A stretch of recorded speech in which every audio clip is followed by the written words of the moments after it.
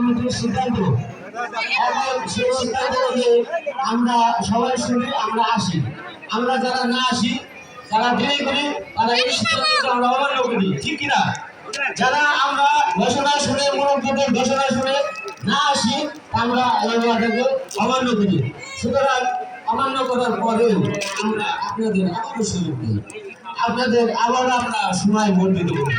তারপরেও দেখা যায় যে অনেকে রাস্তায় দৌড়াদৌড়ি করেছে, জামাত করেছে।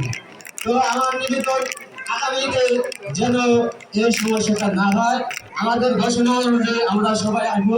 আমরা গলিয়া গ্রামের ঐতিহ্যবাহী একটা গ্রামের বাসিন্দা, আমাদের ভিতরে এই গ্রাম থেকে এই দলাদলি যাতে না থাকে।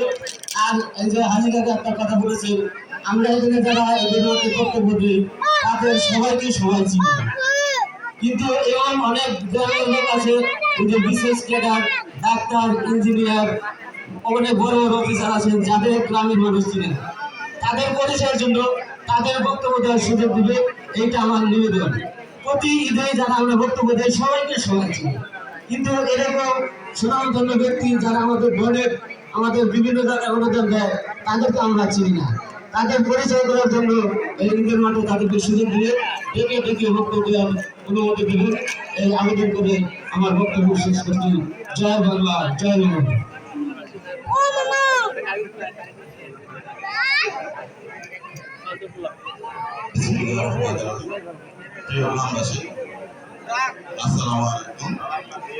ঐতিহ্যবাহী আটকলের গ্রামবাসী, আপনার তথ্য সরকার বসুন, আমরা প্রায় শেষ পর্যায়ে চলে আসছি।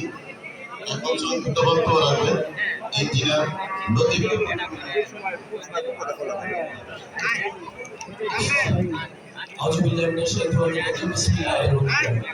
বক্তব্য দেওয়ার তো প্রশ্ন ওঠে না, বক্তব্য দেওয়ার প্রশ্ন ওঠে না, কথা বলার সুযোগ নেই, যেহেতু টাইম শেষ, নামাজ হবে।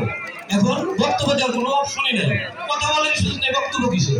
অতএব আমি আপনাদের কাছে দোয়া চাচ্ছি, আমি আপনাদের জন্য দোয়া করবো, আমরা সবাই গ্রামের, আমরা যেন এই আটকলিয়া গ্রামটা ভ্রাতৃত্ব বন্ধনে আবদ্ধ হইয়া আমরা যারা আছি, আমরা যেন আমাদের ময়মুখীর মতো চলতে পারি। আর এখানে একটা ঘোষণা আসবে, সেটা হলো মাঠ বর্ধিত করুন। এখানে একটাই আছে যে খোকা রহমান, আব্দুর রহমান খোকা ভাই, আমার সাথে রাত্রে কথা হয়েছে, উনি আমাদের গত ঈদে, আপনার 1 মিনিট বেশি নিব না, গত ঈদে আমাদের আমিনুল কাকা, ইঞ্জিনিয়ার আমিনুল কাকা এবং আমার মামা রেজাউল করিম দুটো ঘোষণা দিয়েছিল, ওটা জানেন। আমিনুল কাকা প্রথমে বলছিল 1 লক্ষ টাকা আমি দিব মাঠের জন্য, করিম মামা বললো যে আমি 1,20,000 টাকা দিব। আমি খোকা রহমান ভাইকে এই সংবাদটা দেওয়ার পরে আমার প্রিয়জন লতিফ, তুমি আমার হইয়া তুমি যা খুশি মনে করো আমার ঘোষণা দিয়ে দিও, এটা আমরা সবাই মিলে আলহামদুলিল্লাহ।